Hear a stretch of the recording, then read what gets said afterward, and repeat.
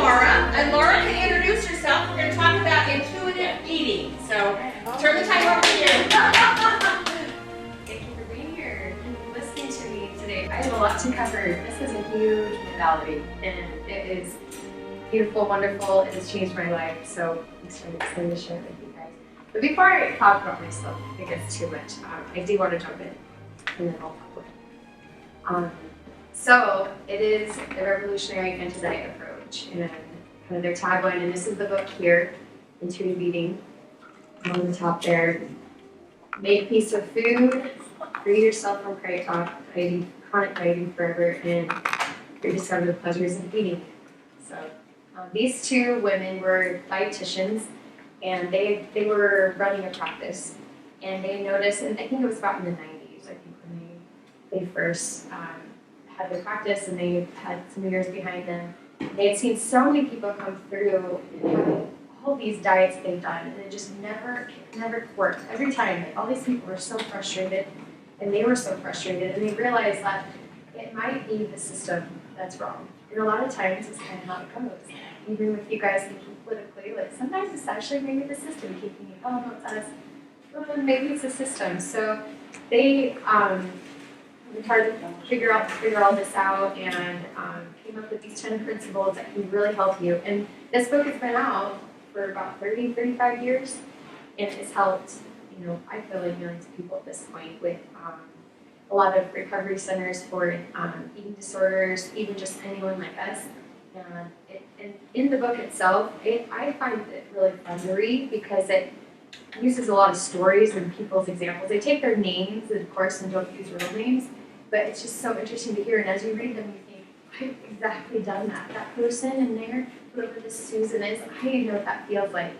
And so they write it really well, and I'm really grateful for that. So it's only $8 on Amazon. Oh, really? Okay, great, awesome. Yeah, totally get it. And I would have had it here, but with me moving, I cannot find it. It's just, it's in the boxes. It's in the dark hole of my basement right now. So I just couldn't take it out. Plus, I made a workbook about it too, where I tried to condense down of 10 weeks, because you go through one principle a week, and I made that a while back. I used to do coaching, so I guess to start a little bit off, give you some context. I used to do coaching for weight loss, and then as I'll go into it, I had my huge thing I had to go through to get myself better. I was definitely having some eating disorder problems, and I needed to address those things and take time for myself.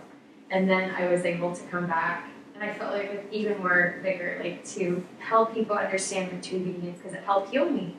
And I loved coaching and having that time with them. And I created this course. That's why I have all these slides. And I haven't been busy working on it necessarily during my move, because I had to condense them down, because I made a big long course of 12 different weeks to have these videos for people to watch. But it was just, it just made sense. I wanted to share it with you guys because I had the prompting. I have this knowledge, and I haven't revisited it in a couple years. So I've taken about a year and a half off to just focus on my family and get ready for the move. Plus, just some life things came up. So these things are here, and I still love it, and it's changed my life forever. So let's jump into it. So intuitive eating is this dynamic mind-body integration that really takes into effect your instinct, your emotion, and your rational thought. And I really feel like,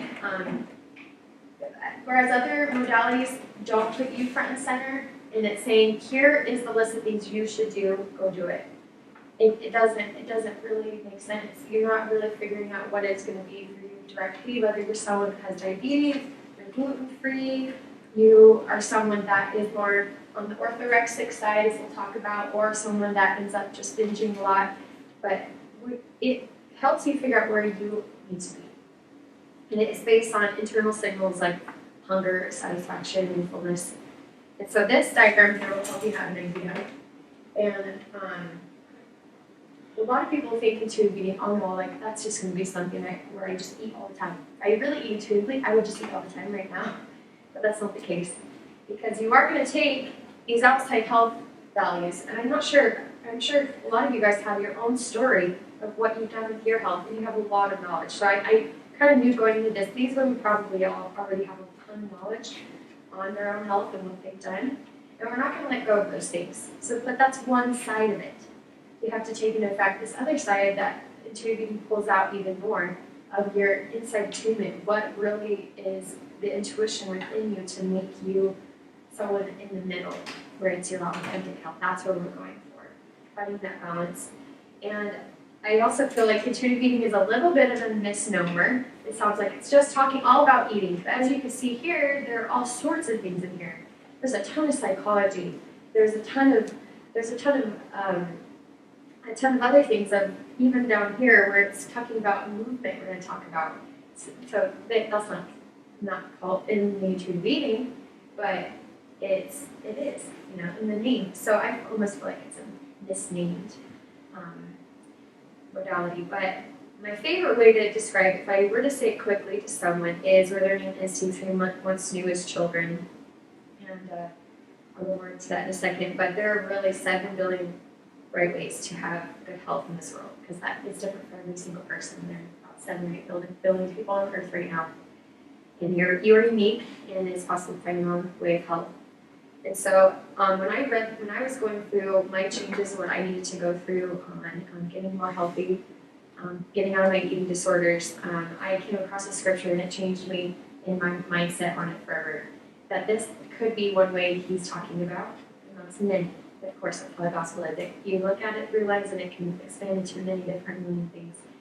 And for me, becoming as a little child here, that's what he's commanding me to do, to not overcomplicate things, have my energy be taken away by worrying what the world thinks of me, worrying how I should do this or that with my health, according to what the outside world thinks, but what he has already created me to be. So here are the 10 principles. Reject diet mentality is number 1, honor your hunger. Number 2, number 3 is make peace with food. Number 4, challenge those food police. Number 5, discover the satisfaction factor. Number 6, feel your fullness. 7, cope with your emotions without food. Everyone really loves that one. That's like, I think, the essential one. Number 8, respect your body. Number 9, exercise, feel the difference. And number 10, honor your healthy junk and nutrition. So that is part of it. There are going to actually be nutritional guidelines that we may all hear about and know about, but in more of a life that makes sense and is realistic and is balanced. That is a ton of psychology here. And some of these might blend together, like, hey, what's the difference between challenging the food police, making peace with food? There are these differences that we'll go into each one. So, okay, like my story. Jump on my box here. So this is me. I'll talk about it in 2 parts. So I think I've shared here before, I've actually had severe depression and suicide ideation. And that was before I had to get out of survival mode before I can even work on eating disorders. So several years back, this picture I took about a month after I came out of the psych ward. But in 2020, and I know many people, 2020 was crazy. For me, it just wouldn't have to happen for me. I think it's also because of the up-leveling that this whole world had to go through. Thus God knew I needed to be up-leveled. And I had postpartum depression after each baby, mild, but still depression. And I actually am not from Utah, I'm from Arizona, and I don't have much family here. And my husband either, he's from Oregon. So we came here and we decided we should be here. And this is where we should be and not go back to our families. And in fact, it was probably best not to just go back and live nearby, because they're not necessarily always as supportive or helpful. It's more, it can kind of take some energy. But we felt strong enough to build our own family here. And he got a job here, and I started to stay home with my son, and I had my first child. And it was really hard to not have support in some of the areas I was in, because everyone else had family, and I didn't. And I grew up, though, with that in Arizona with my family, and so it was a challenge for me. As many other things are within this depression, and what was the perfect recipe for Satan to get me. But along with my genetics. I come from a family that suffers from mental illness. Both my parents had depression, and my grandpa has had depression, has OCD. And my brother right below me is transgender, and I think I'm safe to say here, I believe it's a mental disorder. And I love her, but it's very hard. So it's my brother that became a woman. We still have to use pronouns, of course, for her. But another thing I'll explain too is when I was pregnant with my third, so each time I had a baby, I'd have to figure myself out, get that help, and go to therapy.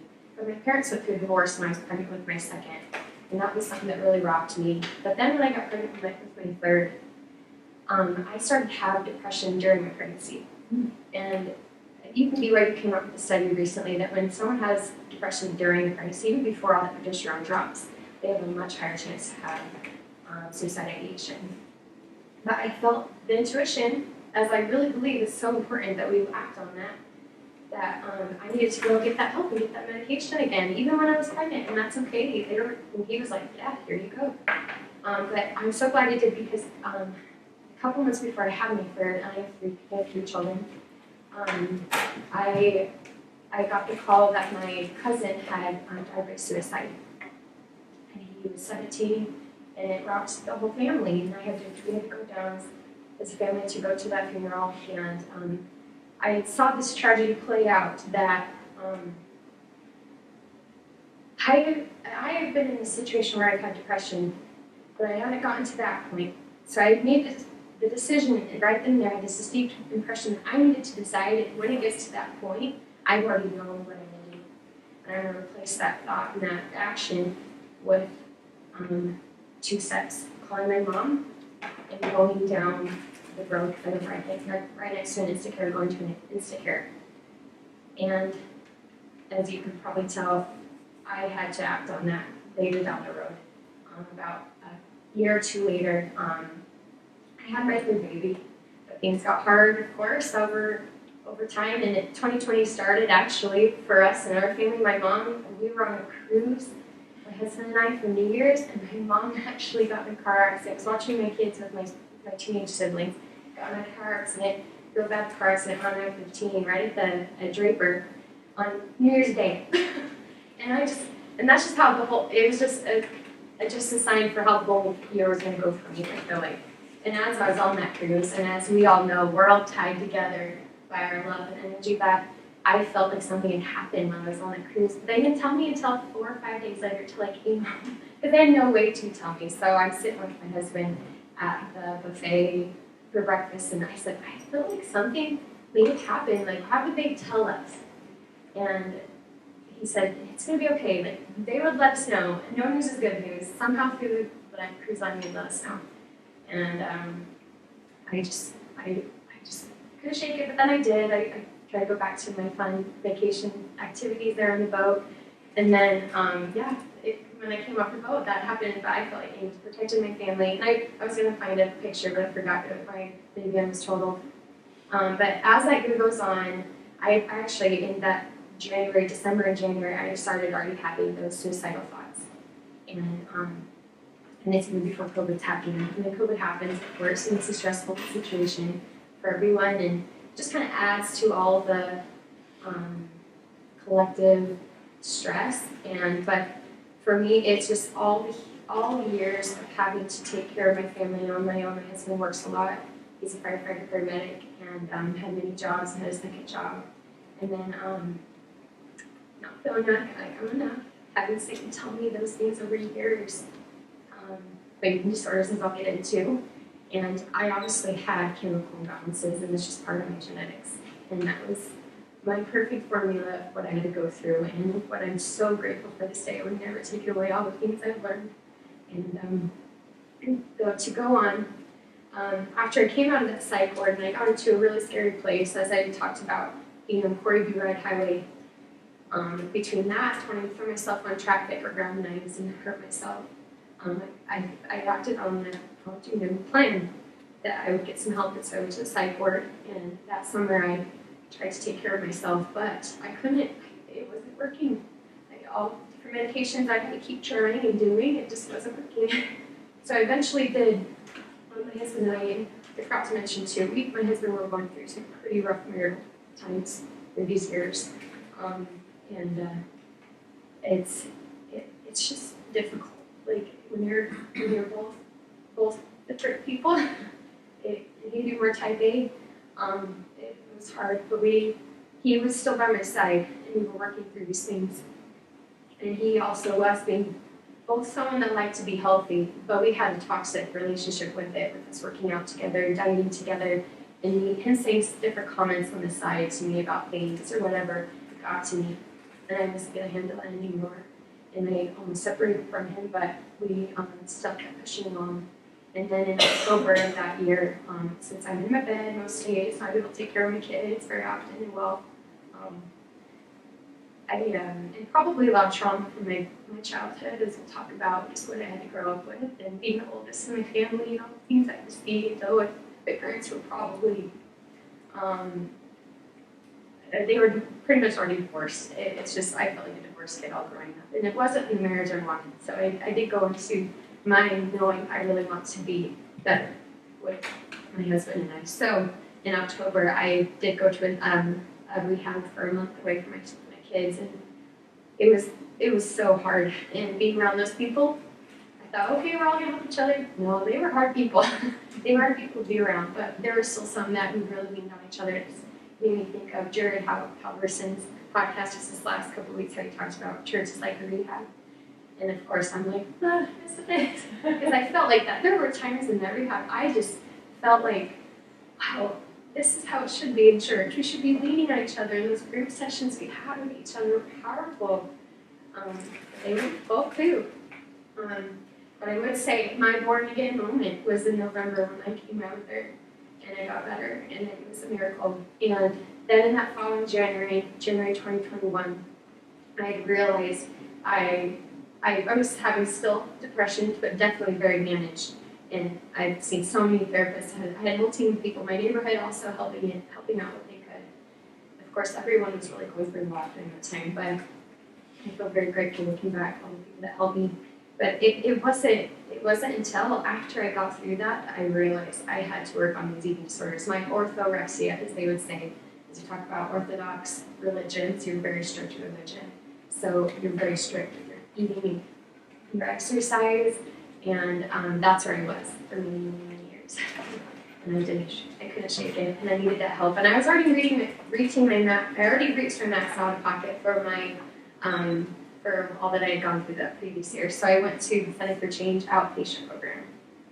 I went in a few times a week and had their group sessions, and I had a therapist once a week and a dietitian once a week. And I was pretty quick to get healed because I had already gone through quite a bit that year before, and I had seen other people still struggling within my groups because they were still trying to get to that point. And I think by May of 2021, I felt like I was a whole changed person, and I changed my mindset. So that is my story. I thought I'd share that and kind of give you kind of context, and know that I really believe in this. It's really helped me so much, and it means more to me than probably most people.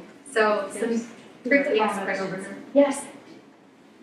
Do you think it was unclean spirits that were attacking? Yes, absolutely. I didn't mention that. I had curated demons, for sure. I had curated demons for me. I believe that God knew Satan knew exactly which demons to send in me. And I can still sometimes, occasionally, they may come back. And so I feel like I've had to pray and work really hard over the years to increase the blessings and get me better. So. Can you identify what curated demon means? That's not a phrase. Curated to you specifically. I can tell that. Yeah, a sign. And even for just, they know exactly who I am and what gets me at my core. And for me, it's not feeling like I'm lovable, and now I'm not. And many people are that way too, that's a big core. So I thought that because they are from in the other atmosphere, whatever you want to call, that they can see our weaknesses, and any of those demons could read us, and that's why they can attack us. But it sounds like there's more specific ones that they know better. Yeah. Absolutely. Yes, yeah, Uh-huh. yes, and yeah, and I can tell when they're coming back, and sometimes it comes to the form of other things, pornography, you know, with what my husband's had to deal with, and many men have to deal with, and I can tell they're back, and though I think as many of us believe, they're afraid of me, and I'm determined to keep them away, and I want to, you know, patch in all breaches of my home to protect my family, and I believe do. I heard my mother-in-law saying that whenever you get sick or anything, that you have an aura, and that whenever you get sick and stuff, that aura can be broken, and that is whenever the demons are have power over you. Because you're weak Absolutely. physically, so then weak, tired, hungry. And for many LDS people, this is what my opinion is that for someone like me that was pretty strong and I honestly could stay squeaky clean through my life, it wasn't going to be, it wasn't going to use it as going to touch me. He was going to get me all the way to the very end. Actually, you need to end your life. He's not going to get me with going and sleeping with someone. He's not going to get me with having an addiction. That's where he's going to go. He's going to go straight there. So he sent his whole army. I felt like sometimes after me for that reason. And so that's what some people would tell me. That doesn't make sense. Why is Laura Cragun? How did that happen to her? And I didn't choose it, but it was honestly what I needed to learn. I think people have heard it before. Like I'm grateful that I got to the rock bottom because it's where I got to my rock. It's where I got to Jesus Christ. I wasn't able to get there any other way. And so I would do it again. As hard as it was, I would.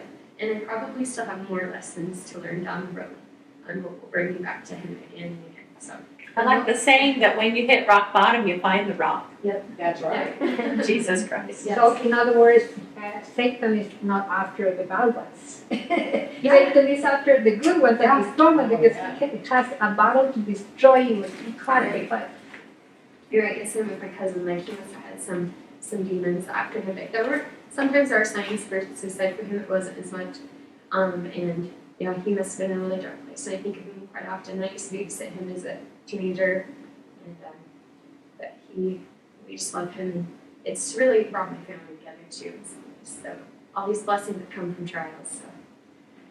So anyway, I knew that was wrong to take a little bit, but I did want to go into it because it does show how important it is to me. Because this is all truth, I feel like, and I feel like this is a lot of the way God would want us to be treating our bodies. And the guidelines and truth come in all shapes and forms, and as it says in D&C, find the best books. And this is a book that was, you know, I came to me by someone on the internet talked about it, and I just felt like, oh, I need that book. So, but to switch gears, so a lot of people ask these few questions. I'll go over here. So, will I lose weight?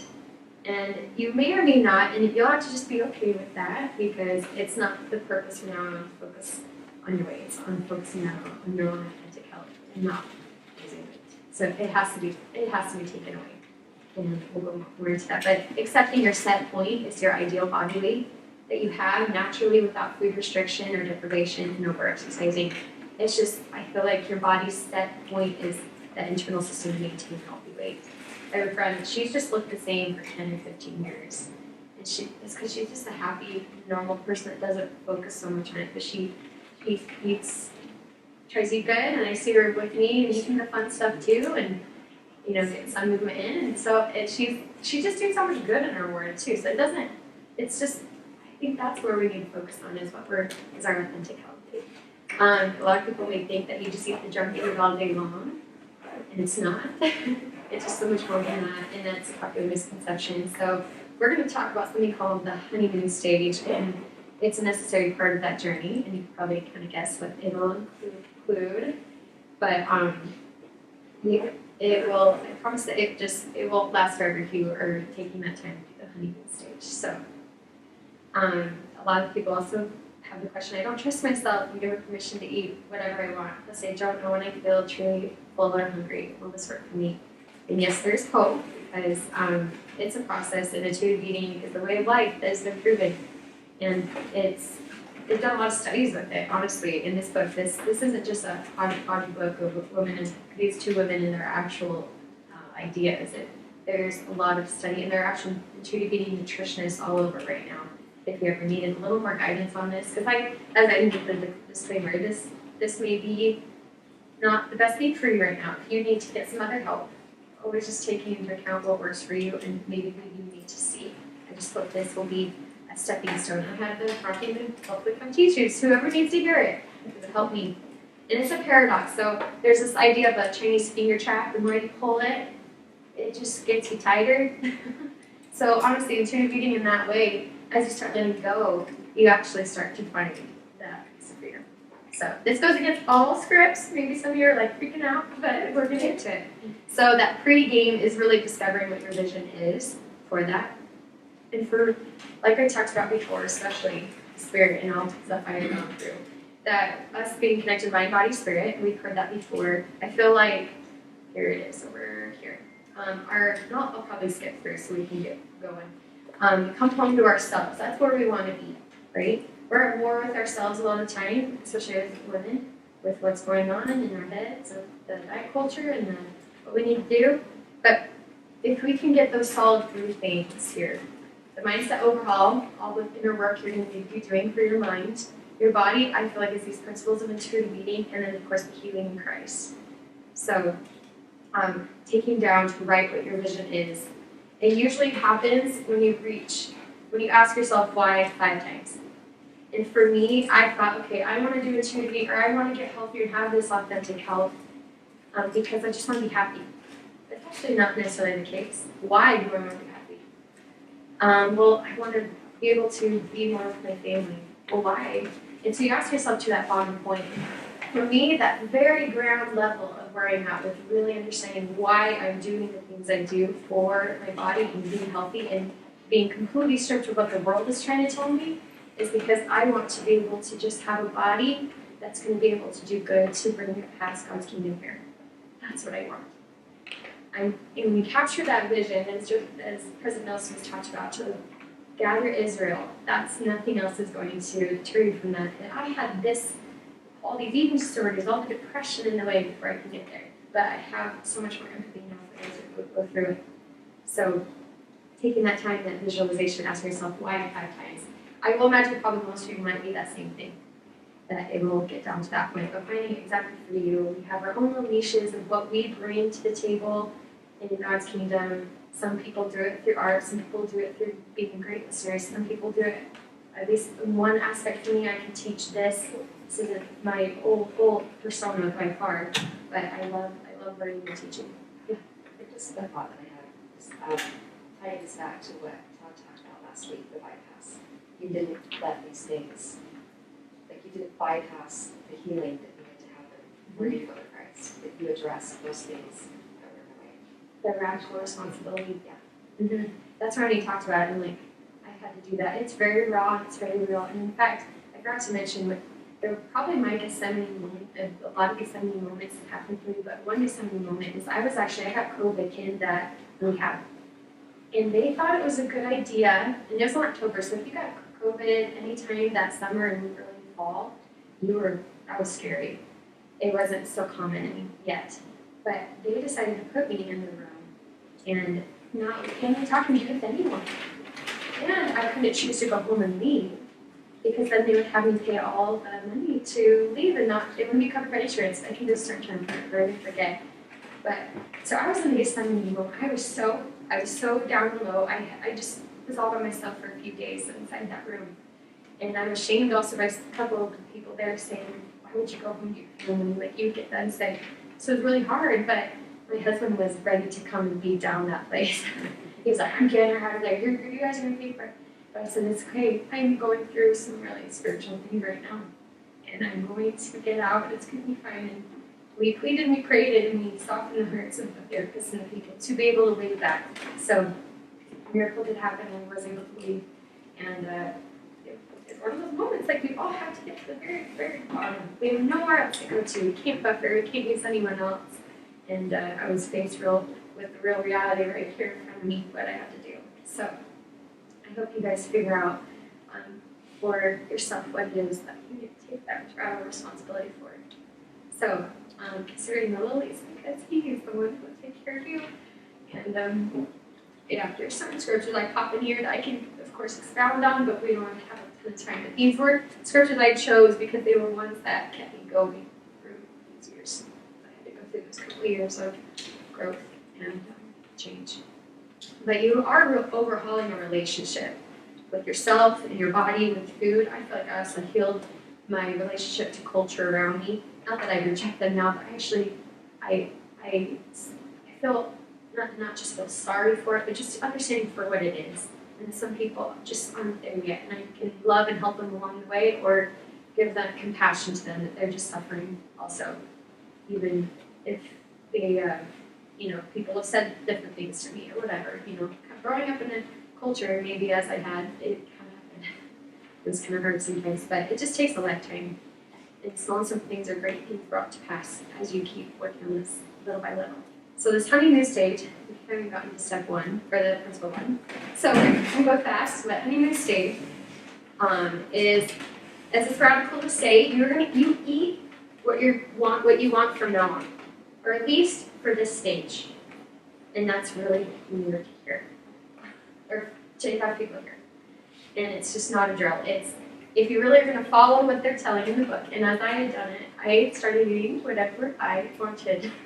And that looks like chicken pot pies. That looks like ice cream cones at midnight. That looks like the whole down bottom bag of the Doritos. And so it was for me. And then as I'll go on, you stop the war with the food, and all food is neutral. It has to go in this order to make it work. You're building a whole foundation, but you're going through kind of a biological response of years of actual deprivation or mental. So some of you may be here and think, actually, I'm not on diets. I don't do those diets, like quote unquote, a formal one. But what are you really actually, as we'll talk about pseudo dieting? Are you putting in your mouth, still thinking those dieting thoughts, and the day to day just thinking that I didn't do enough here, or I should have worked out more there, whatever. And so it's all the same. So you're kind of retraining yourselves, kind of all programming ourselves that we were that way. Now we're gonna have to go through a huge change. It's just it's a big mess for a little bit there.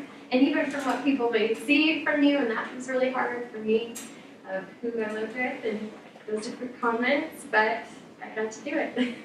So yeah, as I said here, have all the things you want. Ice cream midnight, sure. So, but if you're scared, trust the process. It's really going to help. And again, these phrases of becoming as a child always would pop up to me through those times as I was trying to draw from the scriptures to help me. Because for me, and I feel like this is maybe too much. I have more of a childlike testimony and way about me that I sometimes would think, why can't I be tougher in the world? I'm so sensitive. But I think God has told me, as He's very gracious to me, that He loves me for that. He's created me that way, and I am to still continue to be that child, and He wants me to be that way. So with the tutor meeting, we are trying to do that. We're trying to be helpful through this process to become more like Him, and children know what they're doing, as I'll talk about in a second, for the most part. So that was my rehab I went to. It was really beautiful. It was in Sandy, but some crazy harder things happened there. And there's that Chinese finger trap. The more you pull, the harder it is. But these images were, when I created this, they kind of show those moments that you have with yourself, or at least I did sometimes, where I remember when I had my second, and after I had her, I had that moment where I looked in the mirror late at night, my husband's on shift, and I had a really bad day of how I treated my body and how I felt like I overate and all the things. But I had the moment finally, really looking at myself in the mirror. I created a human. I'm mean to myself. This is not respect. I should not do this. And so it was one of those small drops of getting me better and realizing something's a little off. And I actually did do some dieting to an extent on my on some of my pregnancies actually. And I was grateful that my biological response, was I just sometimes at night, I just would eat a ton of peanut butter. And I'm so grateful that I had those instincts in my body. I needed to have more. And peanut butter, beautiful, wonderful food to have when you're pregnant to help you have all the nutrition in your baby. That I was really glad and I realized that was actually a blessing, having that urge to do that. So, real quick through here, binging. I don't support gluttony. I don't, and that's not what we're doing here. And that would be if it's never checked and it's never going to ever be anything different. And that's kind of that binging. But there will be times where you can go hog wild if you do decide to do this along the path of how this really goes, because nutrition will be a part of intuitive eating later on. We have to build those building blocks. So there's at the end of your life, people don't remember your weight, but what you were like as a person. And I had many people tell me that as afterwards they saw that I was going through a hard time. They're like, Laura, I can see you being that way. You've always been sweet and wonderful and you're so kind, but I had Satan telling me otherwise. So I need to remember and think of those people that love me and their good opinions and they love me. Exclusively. So go and have fun when you start that honeymoon stage. Sorry, I keep going back. Okay, now number 1, that reject diet mentality. So we're kind of going into the what, why, and how of diet mentality. It's like, why do we as a culture have it? And what is it exactly? And how are we going to break out of it and actually reject it? Okay. So it's these false beliefs that society's created. That weight loss creates health, confidence, happiness, and success. And I'd say diet mentality and the way to look that way, that's king right now. Especially, I guess, with even generations now, it's just getting worse. That I think is Satan's plan. And it refers to those thoughts and beliefs, perceptions. They really linger from the past. And they're still shaped and reinforced now in maybe a different form today. It comes in a lot of sneaky, mysterious ways that it's just packaged in a way. So we're going to figure out how we can really sniff it out. So here's kind of more of the health side of what it looks like, right? Kind of those images, and here are the different diets, and this is the way we should look. And of course, none of these in and of themselves are wrong. Maybe keto a little bit. I don't believe that. That's what I do. I've done my best on keto. Okay, well, so that's I how don't I do do it for my whole life. That's how I do. I'm probably going to preach to some people here that also differently. But I have just my own opinions. There are these different things here that are so good. Like I still did juicing. I almost stopped because it was just getting really hard for myself to always be putting things down the chute and so busy right now with movies. So different things it's just really looking at, you also look at it with different lenses, then it's going to become a whole different thing, right? If you have that negative lens on and you look at it, it's gonna twist it for you. So now, before we go into those other two, this is more of another side of diet culture. This is the beauty side of things, right? Like all the money spent on the fillers, the makeup, the clothes, like all the things. It is a race I do not want any part of anymore. And I'm so glad I'm out of that race. And many people are slaves to it, and it's sad to see. But we are to love and try to be an example and do what we can to spread some better word. And of course, the gospel of Jesus Christ helps build this, even without maybe even talking about this. You let go of the world. As I was, pseudo dieting. Yeah, I did talk about it, so let's move forward. And it'll kind of come up again. But where is it at?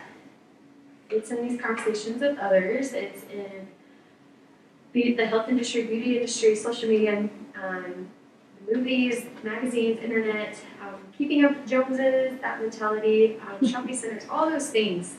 So if you start to really open your eyes to it, you'll see it. And it's there.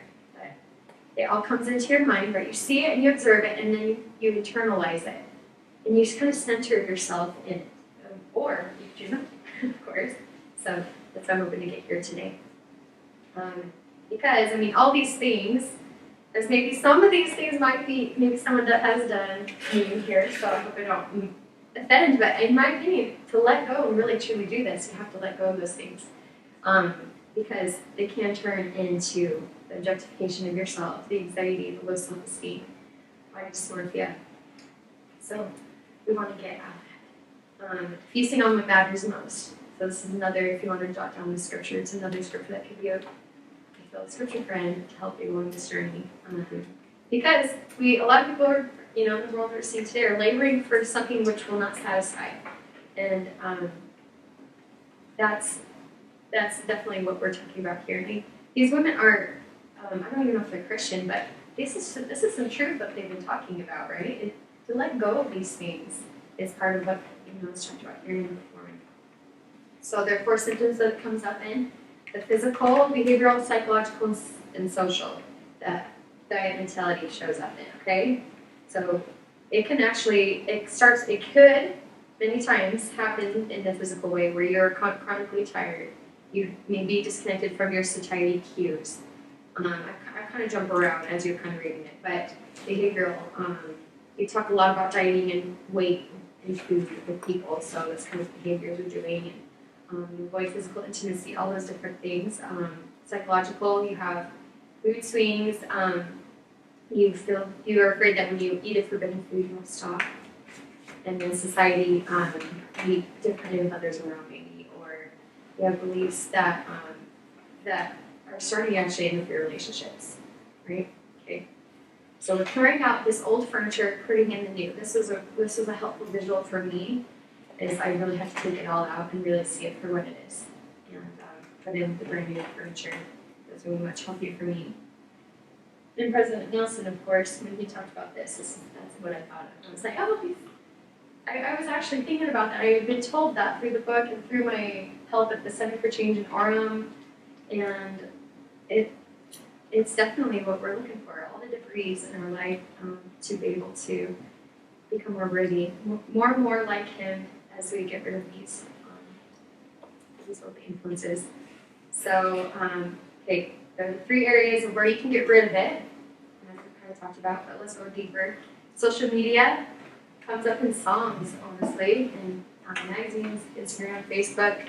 So ways you can do that is to unfollow and replace it with something better. I think you kind of have to clean out a little bit. It's not anything bad to them, but you're on a different path, right? So you can replace with body accepting people that support that sort of thing. Good role models, of course, those that are talking about the gospel of Jesus Christ more. I love hearing and seeing that online, but other shows, just things that help you truly feel good about yourself. And in your conversations, cultivating an ecosystem where you really are going to thrive. And you can only do that when you redirect the conversation. If you can't, of course, you don't want to just get rid of people. That's not what Christ wants. But you are trying to, if it comes up, you redirect the conversation. It was actually really cool. My 7-year-old came up to me because she was talking about some of her little friends would say certain things. And I told her, okay, you talk about something else. Just change it. And she came to me later and said, Mom, they were talking about so-and-so, and I just changed it, Mom. I was just so proud of her. It's like, oh, that was a paycheck for me as a mom. So, but to overcome your people pleaser tendency as well, and have it come from your heart, or even expressing, what you're doing. Sometimes you may have to, especially if you're living with someone, they're seeing you eat more things than you usually did, and different and more. You're going to have to probably explain this new journey that you're on if you decide to fully try to do it. But diet tools to clean up is, I don't believe in having a scale in the house.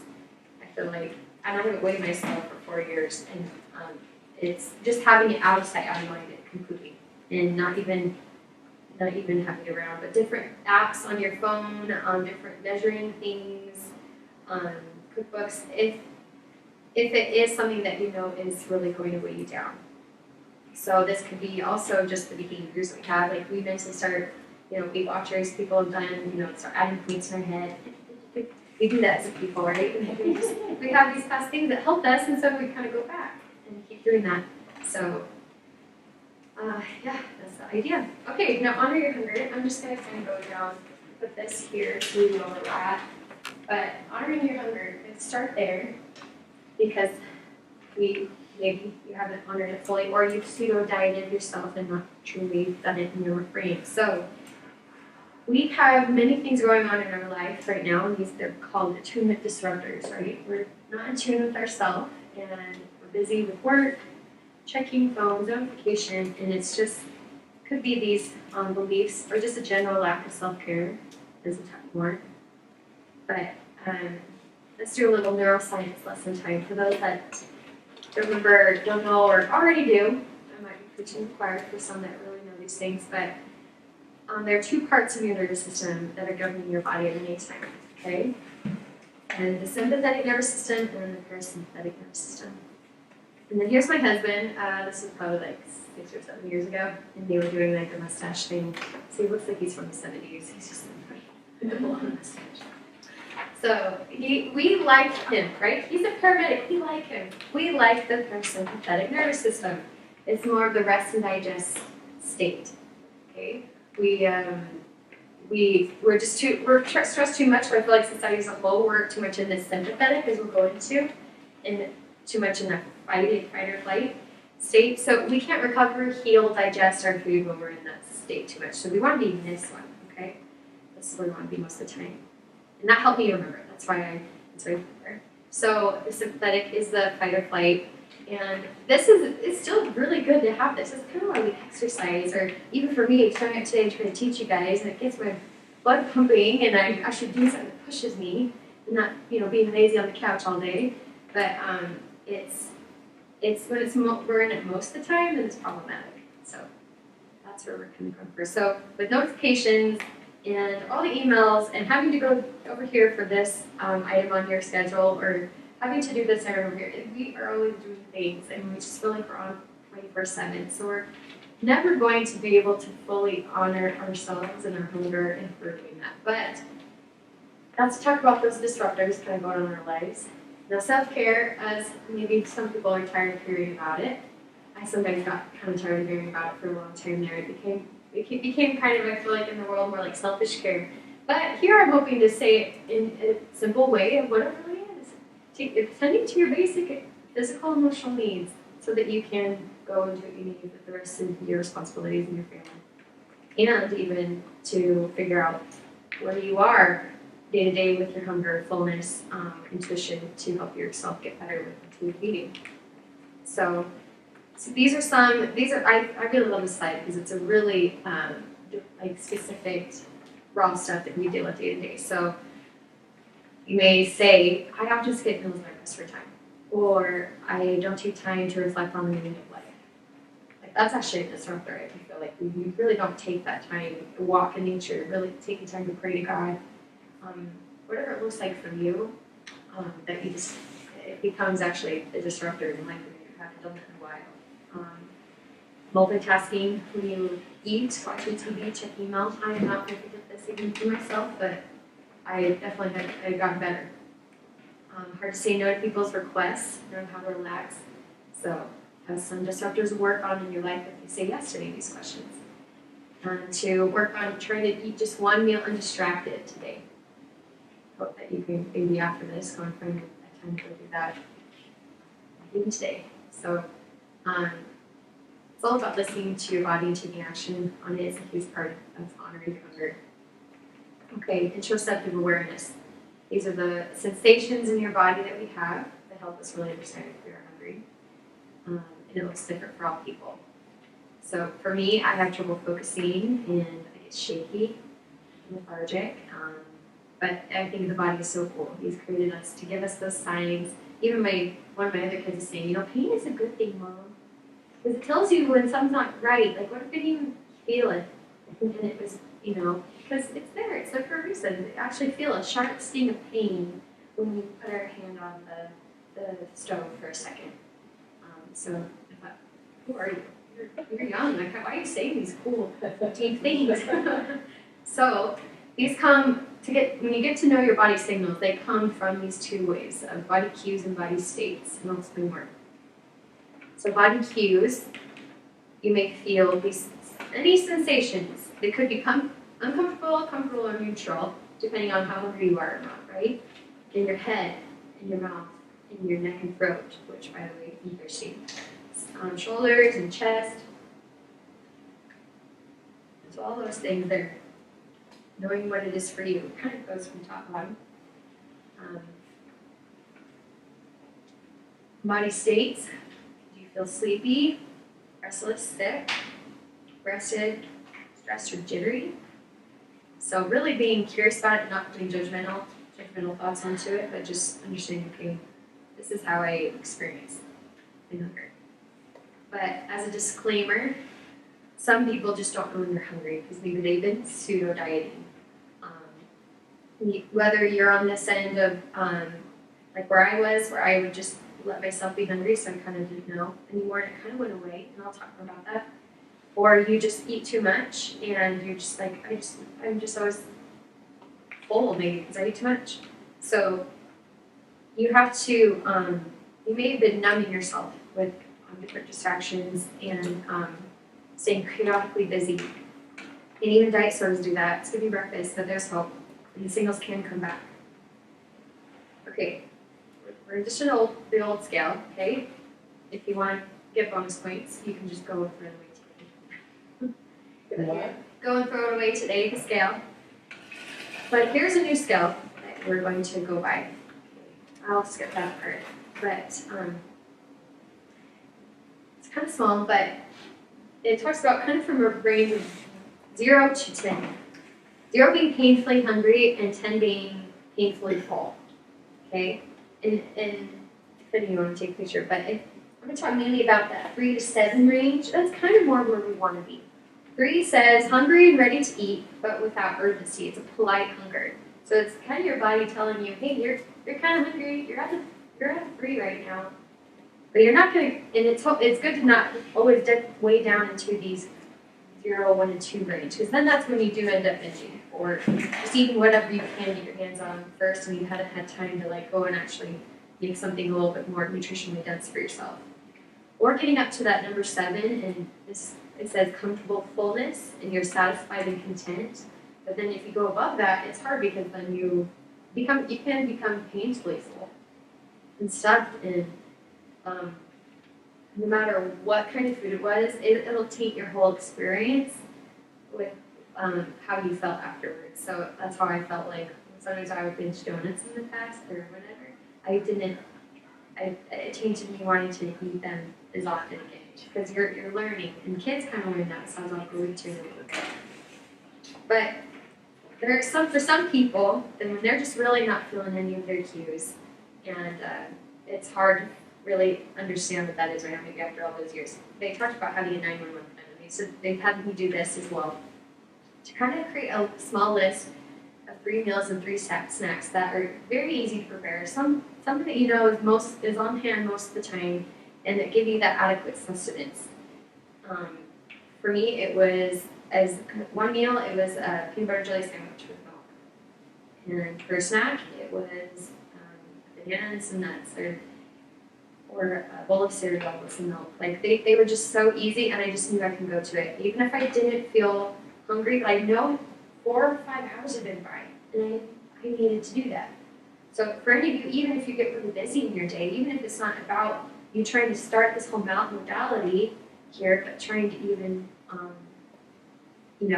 make sure you honor yourself, give yourself some food after you've done a long work day or whatever, that you kind of use your higher brain to think it's been a little while of time, so I should probably do that for myself even when I'm not feeling it.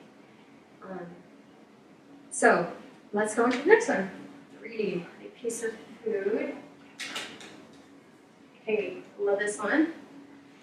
Stopping the war with food. Isn't it kind of funny? We have so many other battles to pick right now, but we decided to make a war with food. Kind of where we've gotten in our first world country. But all food is neutral. That is a huge tagline amongst her book, amongst any. If you also want to go on YouTube, there's so many people that are talking about on YouTube. Just be aware, not always going towards people that say, "Well, this is intuitive eating." It's kind of a red flag for me when I would see that sometimes. Yeah, people try to misconstrue it into a different way and taking away from what it really is. But there is more nutritional value in Swiss chard than ice cream. okay? We will understand that and go into that later on. But right now, really believing all food is neutral. So I made this cake for my daughter. She turned 4, and it was during that time when I would pendulum swing. I would be so orthorexic, and then I'd finally go over to this other side of What's orthorexic? orthorexic. So you're being orthodox, religiously clean eating, or religiously strict eating. So I'd be on that side of things at times. And then it's a new term that's been coming out in the past decade. So it's not in the DCM-5 or it's not in there yet, but people are applying to have that meeting there because it is a thing that people struggle with, right? And of course, the anorexia is, or the bulimia is, that it's something that is really also having a hard time with people. But all these things, I kept thinking as I made this cake, I'm gonna be bad, like, I'm gonna be sinful and eat this cake. Like, it's so silly. Like all the things I tell myself, and we all do. So this how we demonize foods. So really trying to take away this idea of how we demonize food. So habituation. You make peace with food as you habituate yourself. You're seeing them over and over again in your life. That's why the honeymoon stage is necessary. You have to have it come in your life a lot, and then it ends up just kind of being something that we just know. So, I mean, I still love my husband, but I have to use this as an example. I'm sure anybody that's been married knows. In the beginnings, you're just so in love. You have all the feelings. You're having that honeymoon. It's so beautiful, wonderful. But that repeated stimuli diminishes that emotional response, and it's just frequent. So it's an example of a romantic relationship that's kind of that way. So kind of that way with food. With my husband, of course, we went to the rodeo, and we still try to go on dates. It's fun. But here's this dieting cycle. Okay, this is tried and true. I feel like maybe even part of there's probably even some gospel truths here, but kind of what different cycles we see with the wine. Like you starting at the very top, you stop eating the food. You're like, okay, I'm not gonna eat that cake. But you finally do. You finally eat that cake. And you have binges on it. Number 3. Then you go to 4, you feel terrible and guilty. And then number 5, you reaffirm your belief that food must be controlled. And thus you stop eating it again. And so it goes in this over and over cycle, right? So that dieting cycle. But 7 fears that keep you from making peace with food. That you'll probably feel like, oh, that sounds like me because it was for me. That's how I felt when I read these. That number 1, I won't stop eating a particular food. And you come to realize that overeating these foods are just not worth it. You don't desire that binge anymore. And after the taste wears off, an uncomfortable feeling settle in, right? Plus, this is the new part. You know you would let yourself have it again if you ever wanted to. You're not having war, you're making peace with that food. You're not letting those parts starts to happen. Number 2, I started eating these foods, but it didn't work. So that's this pseudo dieting again. And that you may have done actual behavior, but in your mind was in a different place. So think about what you can change in your mind so that it can start to work for you. I will eat healthfully. So food. But remember, we'll get to the nutrition in the end, and it is a part of this whole thing. And habituation doesn't take too long. And it doesn't need to be present in your life as much. So you'll find balance in time. Number 4, this is my least favorite one. I'm addicted to food and sugar. When people say that, I don't like hearing it because I feel like we all actually really need food. You're not addicted to it. You do need it. You're made that way. And it's a biological survival response. So really when that happens, there's something going on in the brain that you need to help. It's a call for help, right? So give yourself that compassion.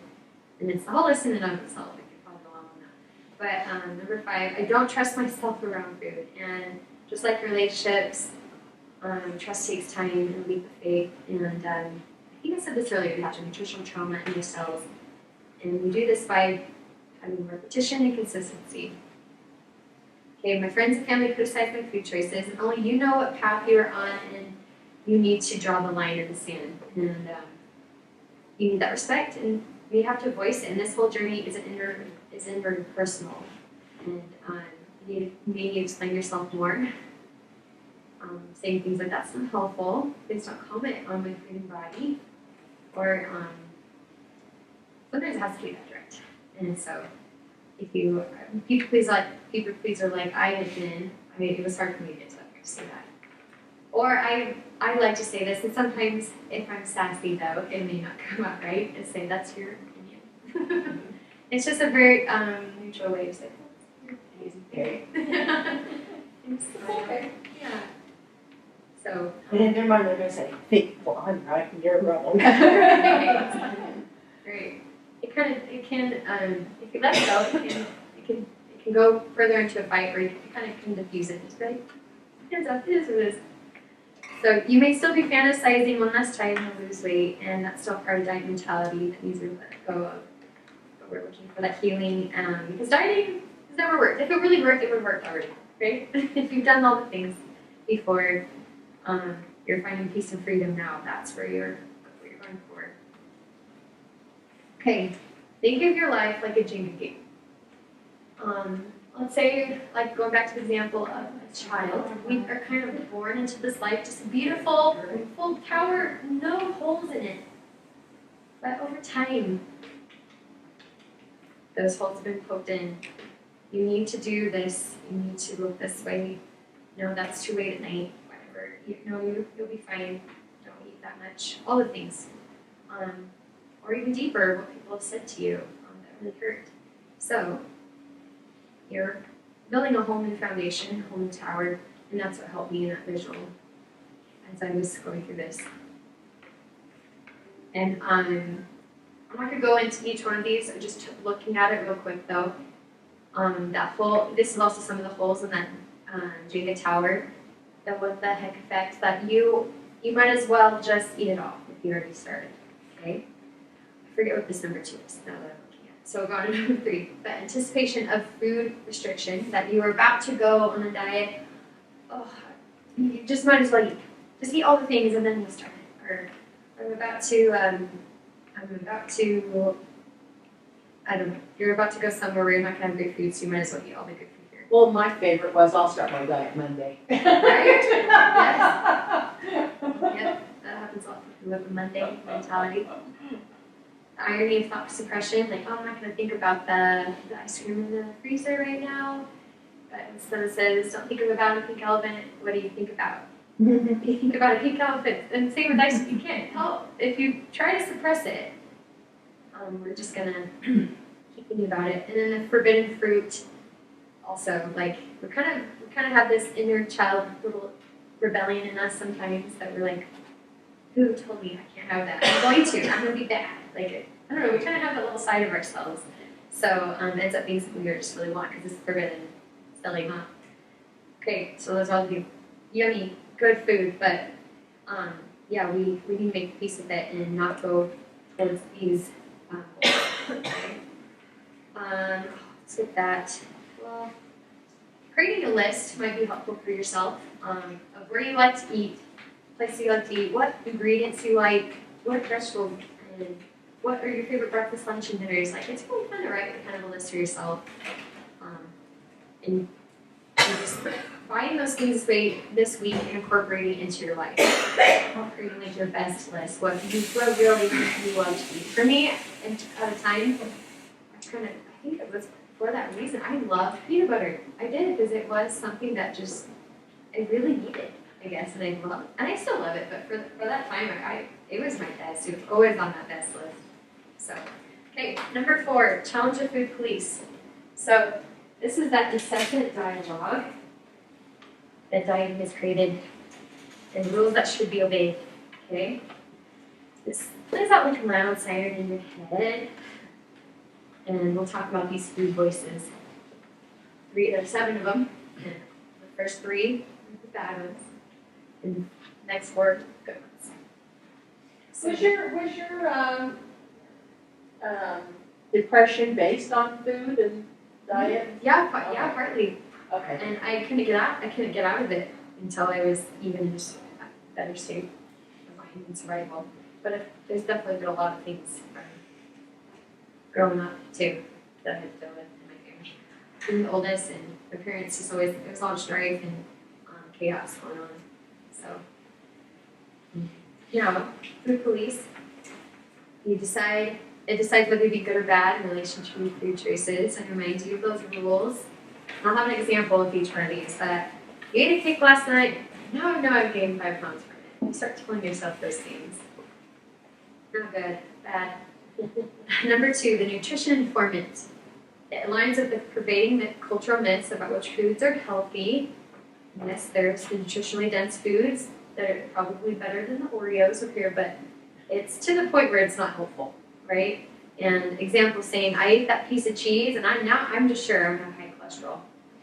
It's just gonna happen. So it's really just kind of all or nothing thinking. Now bad, the diet rebel, making rebellious comments that leave you feeling powerless in your ability to make independent decisions about your eating. So example, I'm gonna eat this whole pizza even though I'm not too hungry and even though it is not really good pizza. Right? You've been there? You all have. Okay, now these next 4 are good. This is a neutral observer. Food anthropologist, they say, makes comments without judgment. They're saying things like, I noticed I don't really full today. It's helping you give yourself info. The nurturer, I like that picture here because this is like a mother. We're mothering ourselves, and I had to do this. I had to take that radical responsibility. Like, no one's going to mother me. I have to mother myself, take care of myself. I'm going to do it for my kids, and thus I'm very grateful I've been able to incorporate this more into my family and with my children. They know it into me eating it, and we talk about it. And they'll sometimes guess, like, is this it, Mom? Yeah, you're doing great. Does it feel good? Good, yeah. But it's that kind of loving voice that provides the most positive talk. So going in the prayer slide here, with being full, even though you eat past your fullness, you tell yourself it's going to be okay. It's going to be okay. There are more days ahead. You can adjust. Number 6 is the nutrition ally. It's a neutral voice that helps you make good health decisions.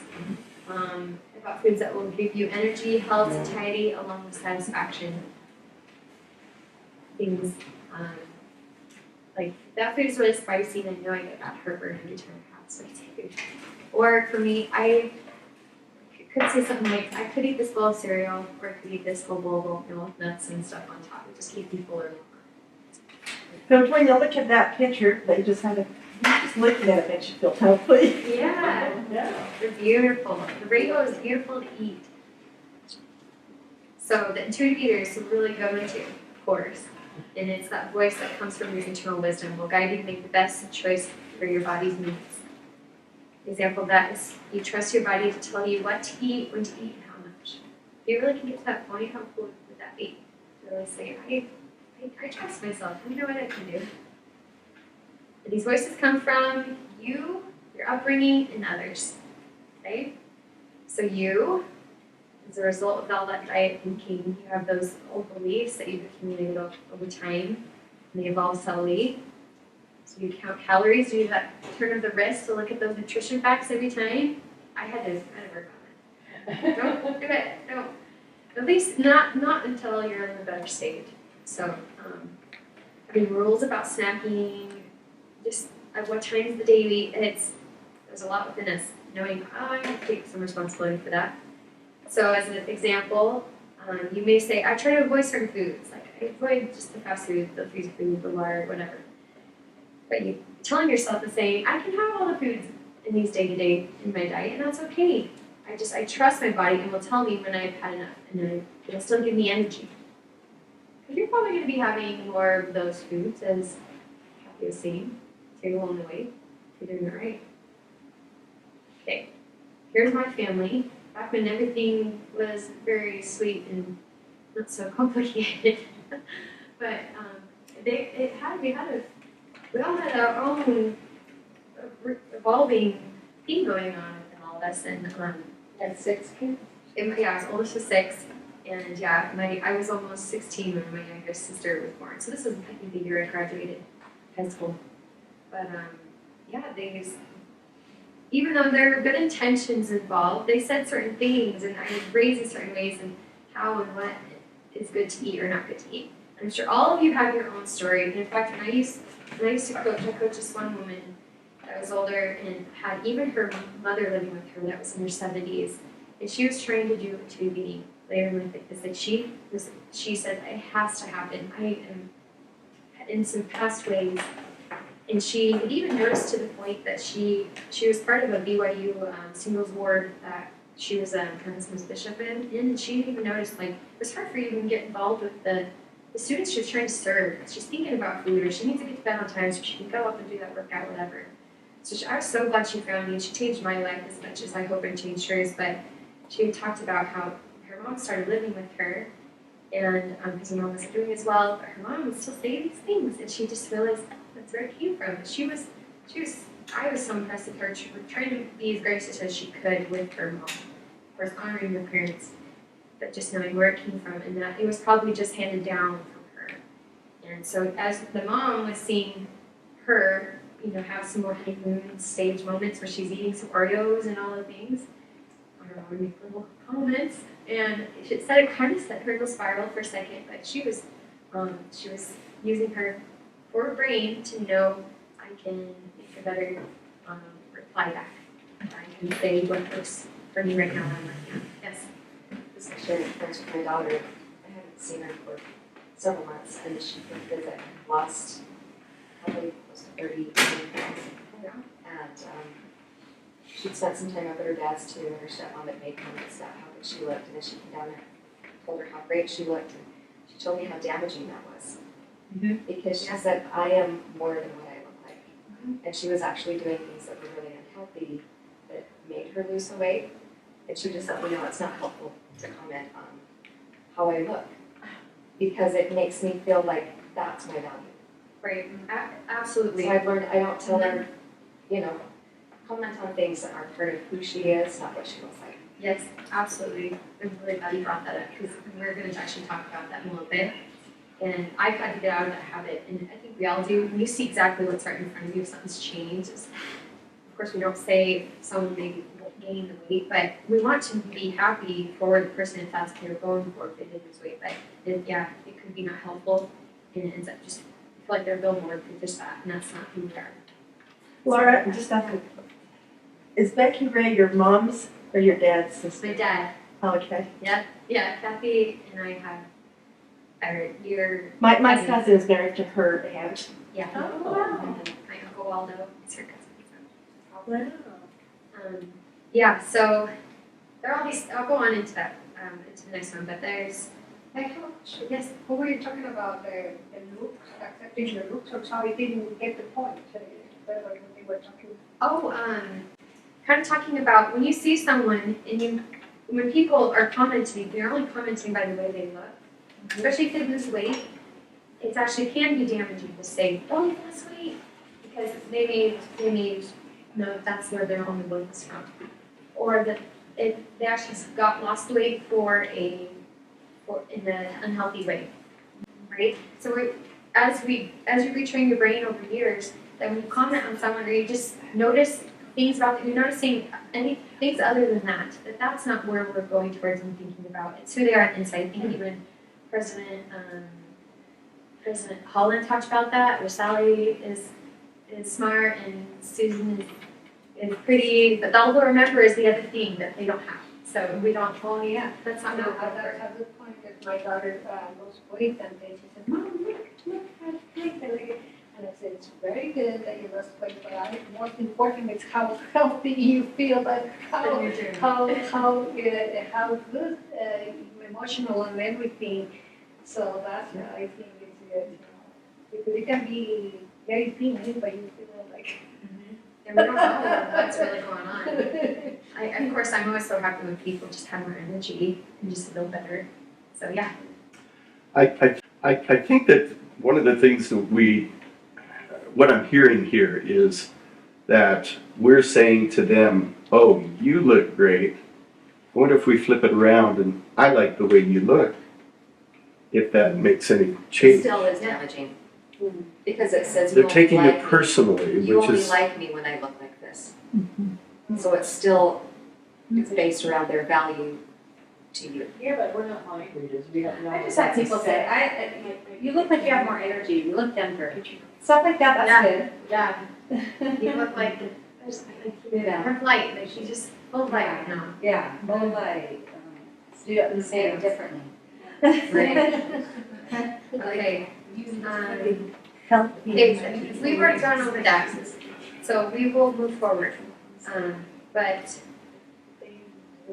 yeah, they may say, I'm just so, if they comment maybe, oh, I'm sorry, oh, God, just to touch this side of things on where the negative, we're talking about positive, and ends up being damaging.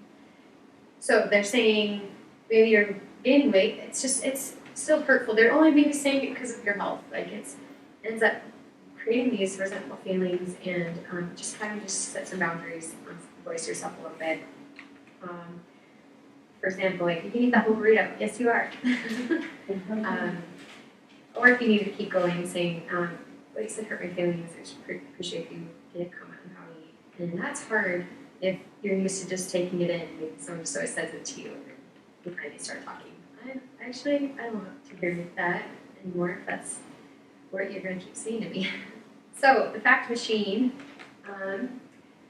that's where we're getting a little short on time because it's telling over more things. This is a great way to recheck your thoughts and also find what's true, what's fact. Okay? A lot of times you may say, I feel fat. I don't think that's feeling. Like, I never learned that. Have you guys? Is it really a feeling? But we can feel unhappy. So what you do is you have it bounce around in your brain. So you have this thought come to you, a lot of times, even by Satan's temptations. And so you have it bounce around in your brain and really taking that higher brain and really fact checking, okay, what is it that I really feel? So then you can have some really tangible emotions to work with. Actually, I feel unhappy. How do you help yourself get happy again? But the unsexy part is taking the time, taking the radical responsibility for years to work through those thoughts. So cognitive distortion, this is the CBT, is maybe some of you have had therapy. This is exactly it. It's taking in something and taking out or bringing out a better, more empowering thought. Because Satan does this, I'm not good enough. No, your value is constant. You are a child of God. This can look in three ways as far as these affirmations that we say. When we come in the positive talk, gratitude, eternal truth. So we'll go through the same one right here on this side. I'm always tired, I don't have confidence. But that's not kind. Something just seems wrong about that phrase. I think I've had times of confidence and energy, etc. So you come out with that other side of a positive self-talk. I may not always be confident, but I'm so much better than before and I will get there. Right? It's not much better to hear. Or secondly, gratitude. I'm grateful for the rest I received and can be assured that I will make it through this day. Sometimes I psych myself out when I'm like, oh, I need more sleep. When you just end up spiraling, oh, I just need more sleep, and then you don't sleep. But thinking about, oh no, I received good sleep last night. I'm going to make it through the day. Eternal truth, I'm grateful for the light of Christ that tells me who I really am. Okay?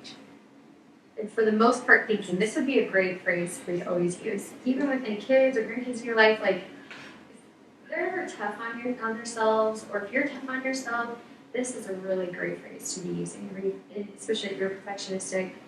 I'm obviously the recovering perfectionistic person. So this really helped me, just knowing I didn't do maybe great on this time, but for the most part, I'm doing pretty good. I'm trying, right? Okay, analogy of a ski slope is the same way with those thoughts. I have to include this because it's a great idea to teach any kids or people in your life. That we keep, in our brain, we have these neural pathways. We use it so fast. We're just so used to seeing the stimuli and then just going to that thought, right? That's because that is a very groomed ski slope, okay? And we go straight to that lodge, down at the bottom of that hot cocoa. Like, oh, that's where, I know that answer. That's what it is, at the bottom there. I'm just going to get down there. I know the answer. But we may not even want to be in that lodge anymore. As we're saying, growth intuitive eating, you're finding worth in other ways. So that lodge is somewhere else, and you have to create a whole new ski slope to get there. And the only way it does that is as it's continuously used. And you're going through over the boulders and you're clearing and packing down the snow and your trees are starting to push out of the way as you go through. So that's what you're doing. And this is my dad, my transgender sister, as I was saying, Alyssa, and then me, as we were speaking a while back. So this key slope analogy can really be helpful for thinking about redirecting your thoughts. So number 5, though, feeling your fullness. Halfway there, but we can go through these again. Okay, all of those disruptors in your life. It's hard for you to feel when you're really full, when you're doing these things and to multitasking. You're really good at that as one. But these characteristics of fullness can be that slight distension, or just actual heaviness and bloating, and that in your head you start thinking of your thoughts of food. You don't want to eat anymore. You have a mood shift. You're more relaxed and present, and you have energy. Or sometimes you want to go take a nap. But many of us might be in this clean plate club who maybe grew up this way, and There are starving children in China. Yes.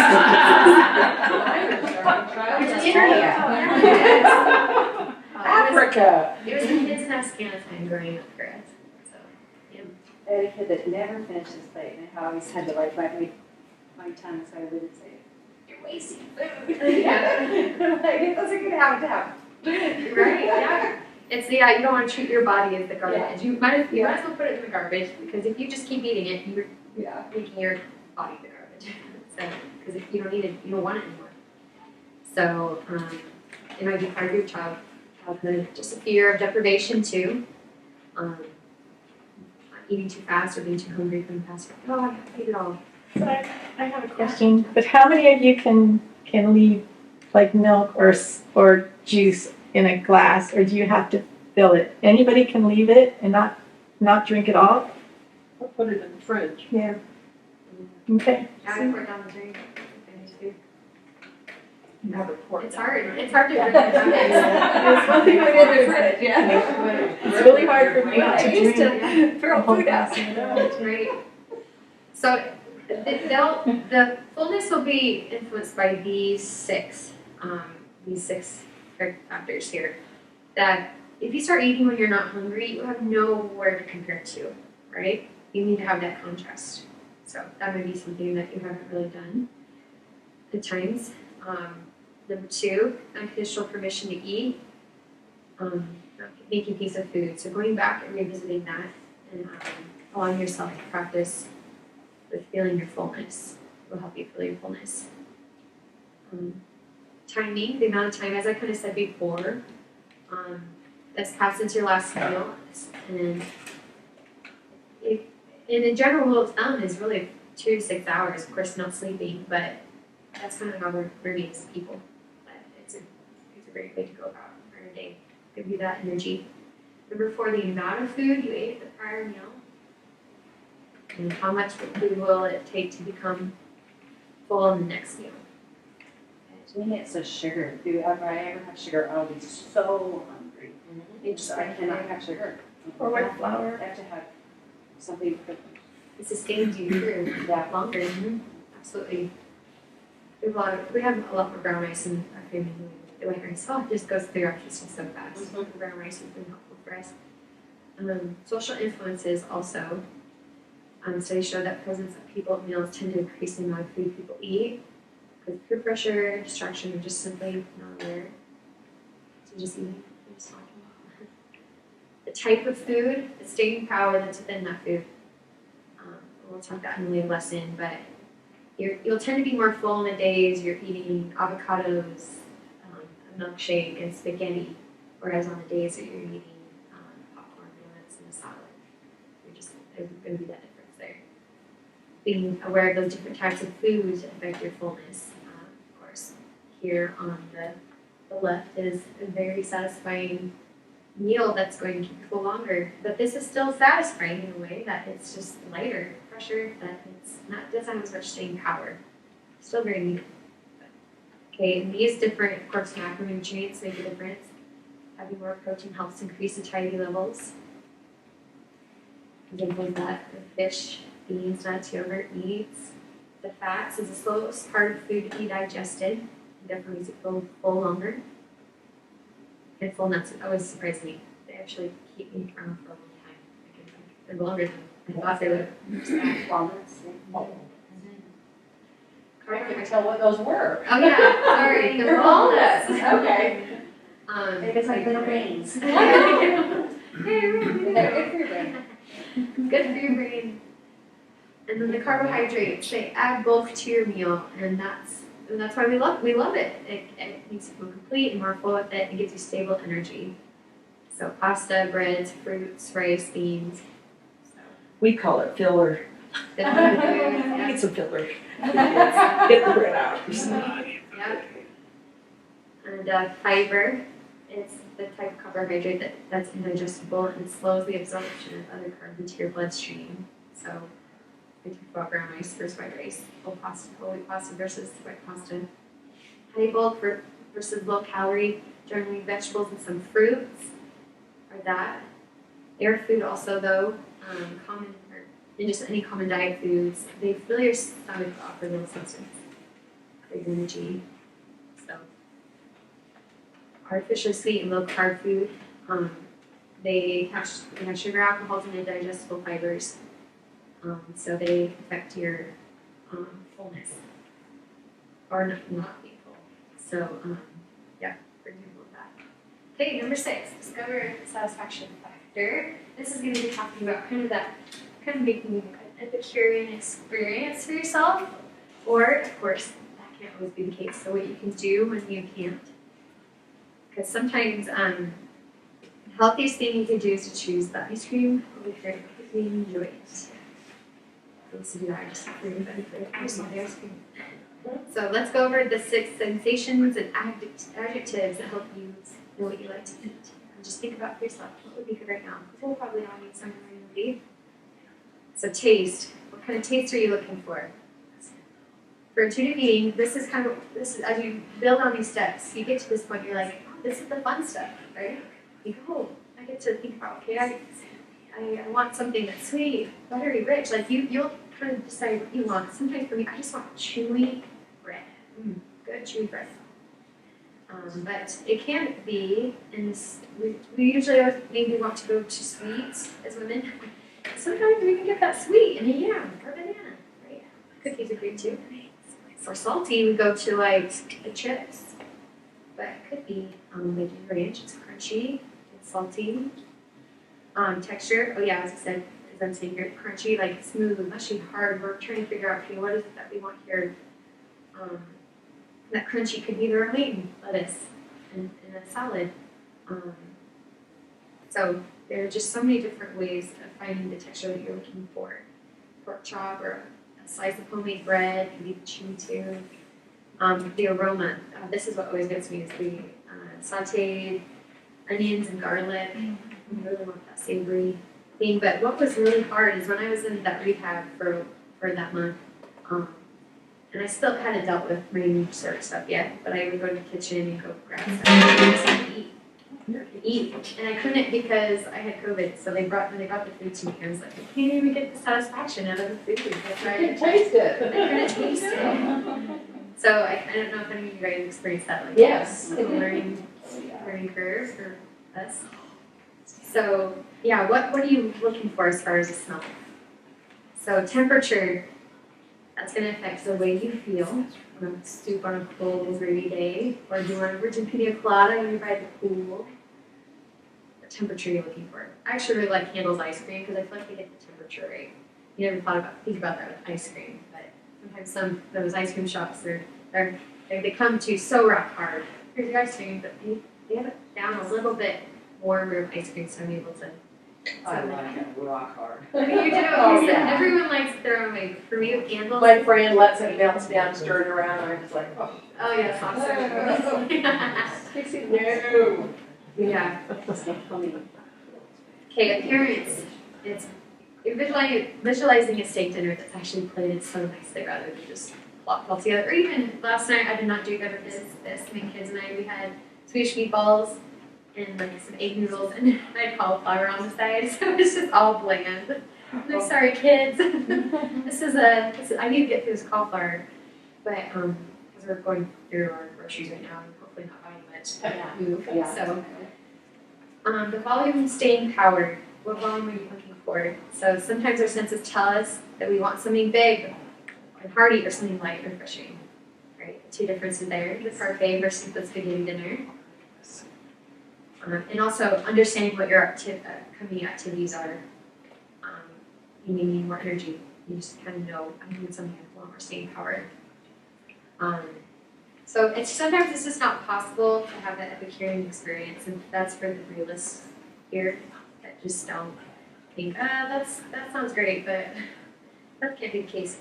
I can't always be the case for me. So the satisfaction in your eating environment is, of course, you can have the look in your home that way. You can go to a restaurant looking that way, but it's really coming down to the stress that we're looking for in our environment. If it's there or not, if we're looking for something that's not there.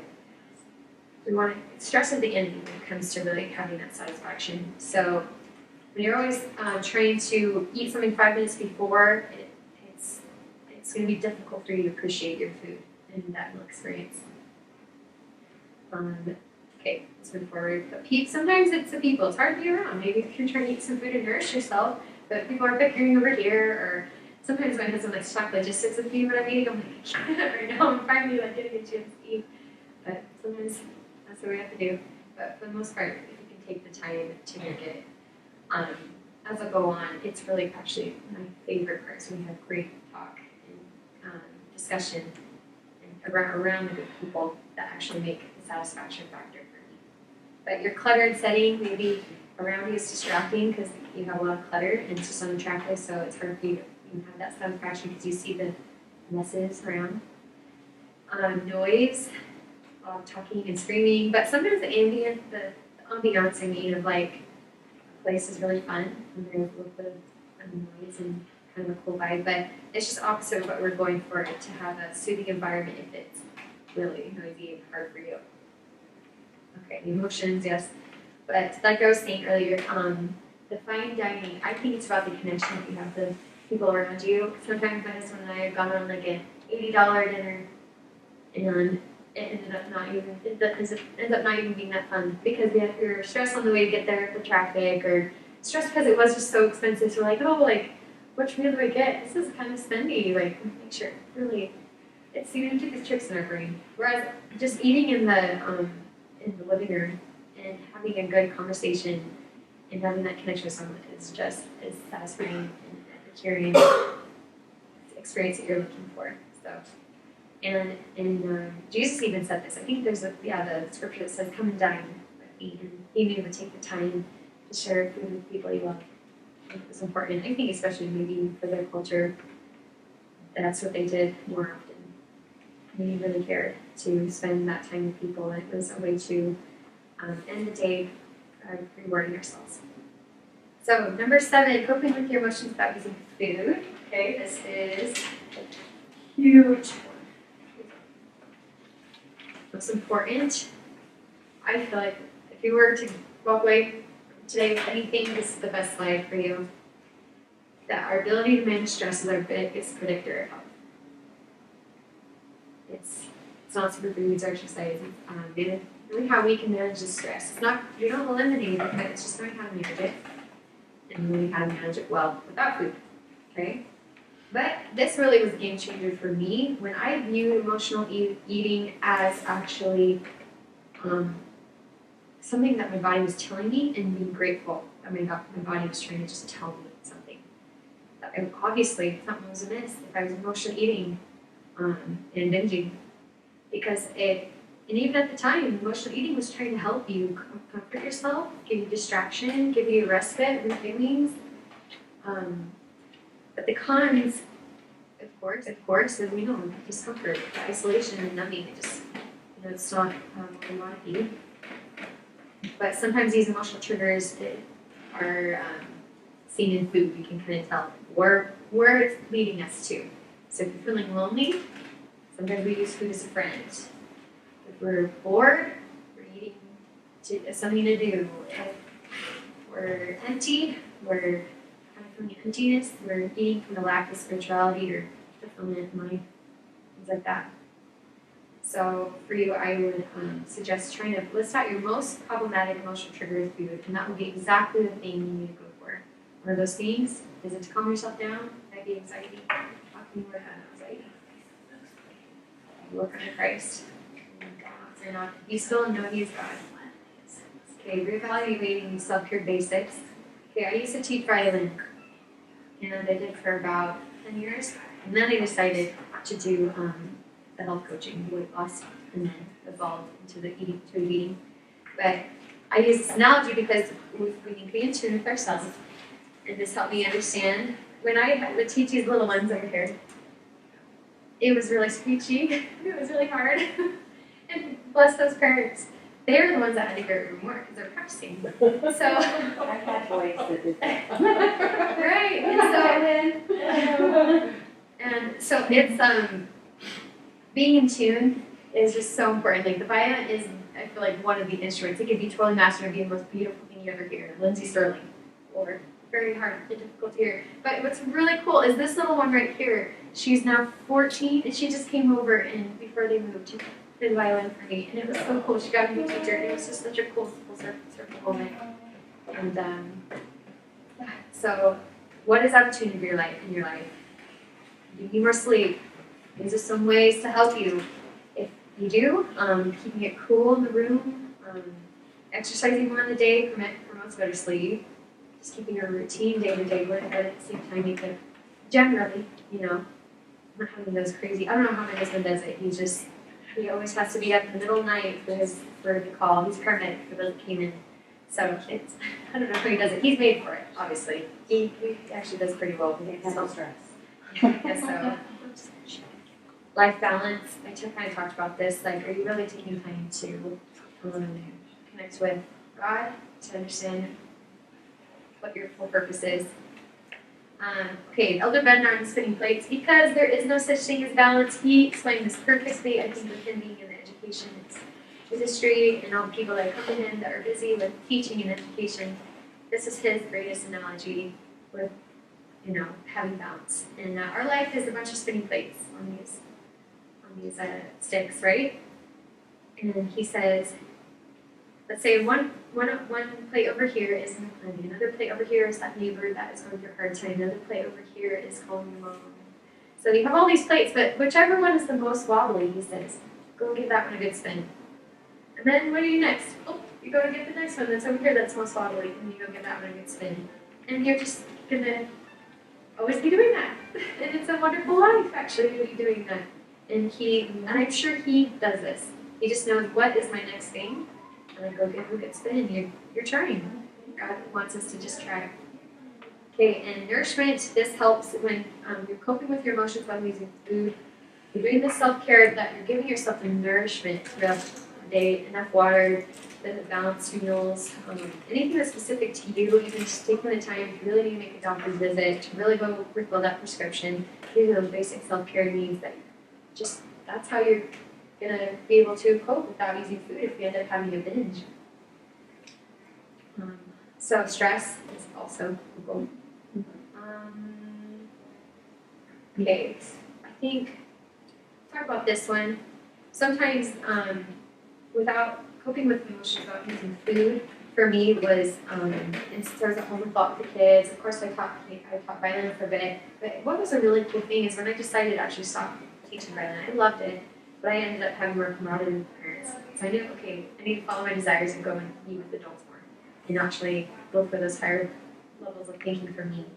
And I was able to go and do some schooling with coaching for the Health Coach Institute, and start a business that way, and it was really rewarding and self-actualizing, I guess, in some ways.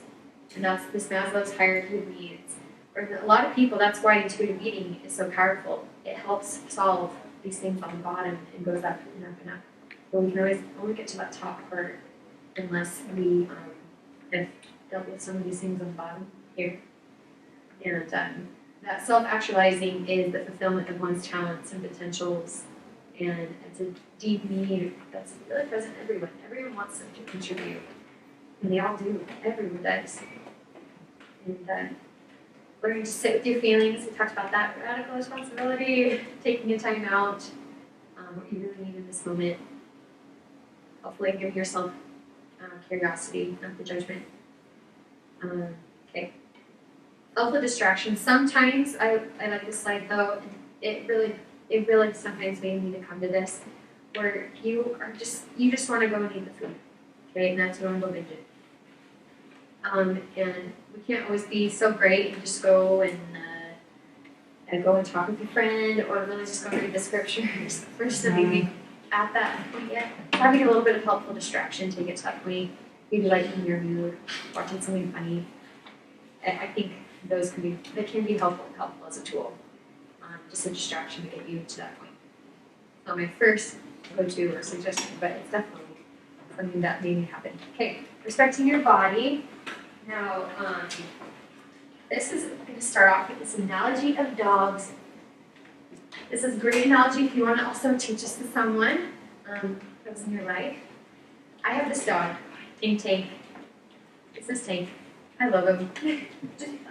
He's an English bulldog, and with respecting our body, we need to kind of view ourselves as we are all sorts of different shapes and sizes, just like dogs. And Tank here has a kind of friend named Coda that's a golden doodle, and they play around, and of course Tank wears out faster than Coda, and he can just bounce around him. But Tank is very loud. I love him all the better for it, and that's because he's born with his unique DNA. And that's why I feel like this is a really helpful one for teaching children, because they love dogs. And seeing that everyone comes in all different shapes and body sizes, just like dogs. But no matter how much Tank maybe wants a diet or exercise, he's never going to look like his half poodle friend, golden retriever friend, Coda.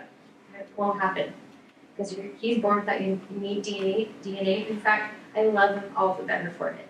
That's why I maybe even paid a little bit of a prettier penny for his breed, because they're a nice cute of a dog, and I love them. So I feel like that's a really great analogy for helping us understand and respecting our bodies, because we can't fool Mother Nature. We are this way, and giving it respect.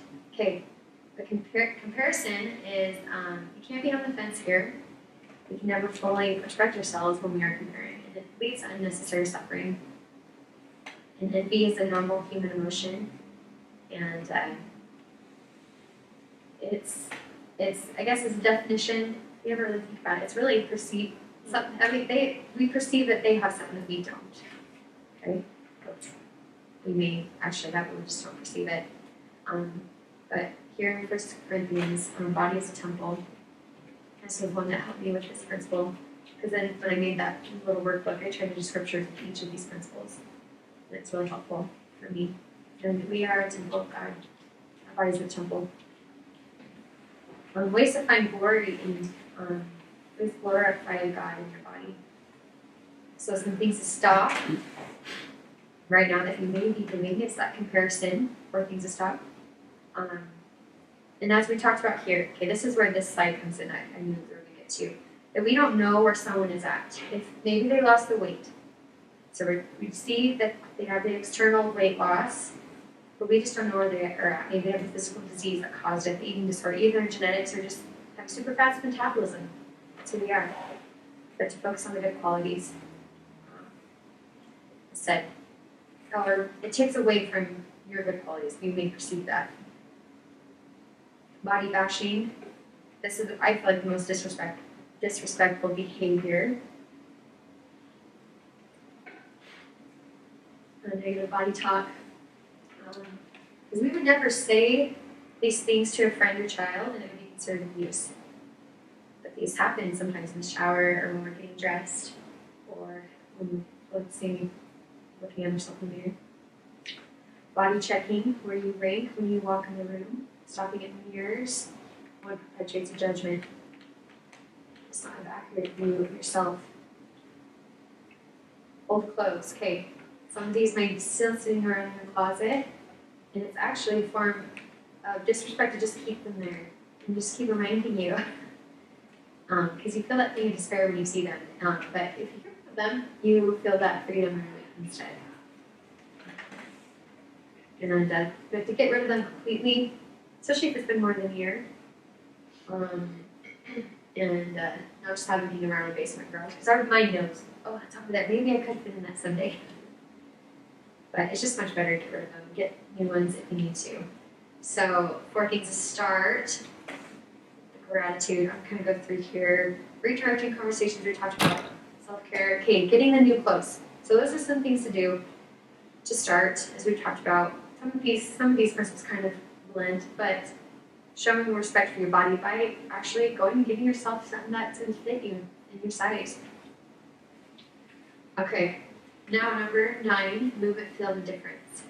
Okay, this is kind of cool. We talk about this. It's not the eating. It's definitely a part of this whole intuitive eating genre. Interchangeable terms, though. I'll say exercise, I'll say movement, I'll say physical activity. But before I dive in, everyone will be on a range. Some that haven't worked out enough, or some that have worked out too much. But it's both the same. We're both trying to figure out what this is. Okay. One thing I think that will help everyone that we can all start with is sitting less. We've been all sitting on the ground for a while, so we'll get up and do some more things later. But the average person sits longer than we sleep. And when our body sits for more than an hour, our health comes to a kind of standstill. And I feel like sometimes we could still be exercising regularly and still be a sedentary person. You just kind of, like the analogy, you brush your teeth once a week, and it's good for the rest of the week. So the same with the day. If you just, I'll do my workout right now, I'll just sit the rest of the day. It's not necessarily going to be helpful for you. So finding pockets of time to get up, to clean something real quick, get up and clean it, to pace as you are on the phone, things like that, having good posture. Okay, so yeah, those are some of the tips there. This is a lot of stuff, because this came from a huge course I made. Yeah. So, how would this impact you, though? Would you desire it more? Because that's what we're going for, is actually the pleasure of it rather than the, like, frequency or the intensity of it. Where's the flag for that? There it is, Kate, right here. Pleasure greater than sign. Frequency, intensity, duration. And if people repeat the activities they feel good doing, and that gives you genuine enjoyment. Right? That's why we call it movement, feel the difference. You're actually feeling something that's different that you enjoy and you want to keep doing. And there's kind of a list of physical activities there for people that I gave before. Some of my favorites, I like to run, guitar and bike, swimming and skiing, and it's fun. Okay. And this was actually in my high school in Arizona. Actually, my coach was able to put this on our t-shirt. It was kind of cool. I don't know if that happened nowadays, but we were able to put this on our t-shirt I was in cross country, and we ran. We talked about, and he was like, we ran for an incorruptible crown, not for a corruptible one. We know our purposes. We know what we're trying to do. And the same thing for here for exercising. You're doing it for different ways than maybe the world is. Okay, so start today. Start small. Make a fun list of what you like to do. Getting started. Okay, there's some barriers, but there might be your rigid thinking, your time schedule, your weather, the teasing, but the writing down your barrier and doing a doable solution. Okay. My barrier before was I have little kids. Like I feel exhausted. I can't do it. How do I exercise? No time. But that's not going to be helpful. To always find that time to do something. Okay. Oh, I'm ready to watch. All right, we're here. The last one, anti-diet, does not mean anti-health. This is really cool. So we want to use your knowledge for good. Anyone that has that keto, I'm sure there's so much in there that you're going to use for good. And that pendulum that we're swinging between a strict healthy eating. There's healthy keto and not healthy keto. There's Yeah. keto that can cure cancer, Awesome. and there's keto that there's cause Eat heart disease. right. And they can die. So, yeah. Right. So I for those that are more logically minded, this congruence, right, in math, you know when a triangle is congruent with the other, you know what you need and you need to be congruent, and also those outside health guidelines right now that can help you be congruent, and they really are proven and can really help you and represent and really knowing which particular foods make you feel best. Okay, tummy's not key. Maybe some may think, oh, intuitive eating, that's just all they care about. Tummy's key, but it's not. I think I said before, it taints your entire experience if you really eat the food and you feel lousy. You're not going to want to probably eat it as much later. And our body gives us messages when we're out of congruence. And those are some examples there as we've talked about. Okay, for wisdom, even the hidden treasures is what I felt like is what was part of that. I feel like that hidden treasure is me understanding myself. I was able to have that wisdom and confidence, knowing what I need to have for myself, make myself feel best, and for my family. Now, instinct versus intuition. Some people feel like intuitive eating is instinct. But it's not. You're using your higher brain. You're more than just an animal, just eating whatever you want. You're using your higher brain. You evaluate the whole scenario that you're in to make the right decision. Now, the food wisdom comes in these three ways. You need variety. Variety. That's why I feel like God has planted and given us all these things in nature is because we need those certain nutrients at different times, those vitamins and minerals. Certain eating season is really good for you. In moderation, eating with balance. We can talk about that, but there's a difference between the moderation and balance here. In terms of people think, oh, one day I'm bad. I really feel like I've heard it somewhere that it's in terms of weeks.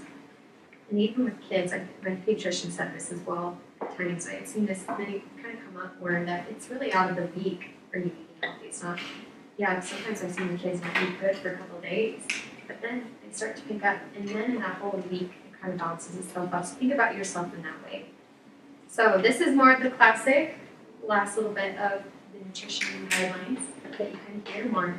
But for me, I think you're saying about different foods that really help you grow. This is what I tell my kids. We're trying not to say the word junk food in our home because it's kind of creating that connotation. They are bad. There's some bad foods. So and all of these things matter. Our words matter. So for what we say is play food versus grow food, and that really helps them. So go grab some grow food, and they got used to knowing that. And these are the 5 categories if we're going to do nutrition recommendations, right? These really doing well in these 3 macronutrients, but of course vitamin and minerals is in there, and the fiber is in there, and those are just as important. So following a healthy pattern of healthy living across a lifetime. Variety of fruits and vegetables, lots of color, grains that are at least half whole grains, and include dairy such as milk, cheese, and yogurt. If you're someone that has dairy, proteins and more lean is better, and fats that come from plant sources. And number 2, focus on variety and nutrition density and amount. I feel like seeds are this way. They're just so nutritionally dense because they're meant to grow the whole life within itself. It has protein and fat and its own parts, all within its own seed. So your plants are just amazing. So limiting added sugar and reduced sodium. So sugar, corn syrups, and even honey. Artificial sweeteners, they disconnect your body's cues, and just being wary of eating lots of processed foods that have these high amounts of sodium. Number 5, shifting to a healthier food and beverage choice. Can I just mention that our bodies are electrical and we need salt, but it needs to be the mineral salts, sea salts, and there's no, yes, you can overdo the processed foods and get bloated and stuff, but salts are really important, I think, especially for exercising. I've been hearing more about that. People are trying to do better with the different salts. I want to explore that more at some point. Well, that Dead Sea, I never felt worse in my entire life. It was not balanced. And I had cramps in my Did you swim in it? Yeah, and put mud all over me, and Oh, really? I just felt like that was the worst experience. I would never go back in it. Just because you were. Because it was unbalanced. I felt like the nutrients in the water made me feel super unbalanced. I really enjoyed Too floating much salt. and felt lightweight, but at the same time, I just felt awful after. Right. About 20 years ago, a doctor told me that all this heart disease and this salt and, stay away from salt and the hospitals won't put salt away. He said that in the 1930s, they found out what it was in salt that was causing the problems. And they found out with the cattle that all they did was change the salt licks to the Morton salt, which had the anti-caking agents in it. And since 1930s, you've seen heart challenges and with margarine. He said there's something on the shelves in our stores that kill more people than the Vietnam War every single year. And it's the margarine and the seed oils and all that. So though that's a big culprit is the seed oils and the the bad fats. And then the salt, but he said we need salt. And it was the anti-caking agent that started killing the cows. Yeah. And that's what they put in the Morton salt and all the different salts. And we do need the iodine. But yeah, it hasn't killed people for thousands of years eating sea salt and mineral salts and, having those minerals. We need those. Can't digest without salt, so. Yeah. Hydrochloric Good acid. point. So, I think I'm to the end here, but it's just, it's not going to be perfect, but one food or one day is just not going to affect your overall. And except for that most part thinking. So, I wanted to end just telling you guys, after you get through this ends up being, it clears room for what God's going to bring you to next, and that is more towards your vision, what He has in plan for you to help bring Zion, help prepare for the coming of Christ. And I wasn't able to get to that point until I got through this, and I feel like it always involves people, whatever your vision is, whatever your why is, and it just, what you kind of follow that fire in your belly. What is your unique talent that helps you be able to do that? And I hope you guys can find that and really maybe buy a book, find ways that can help you follow it and see different ways that can help you. And I'm grateful to do this, and I say these things in Jesus Christ's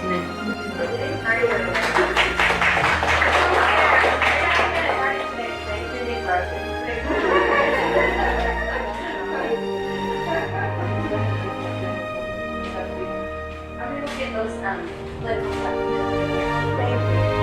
Now let's go get a donor.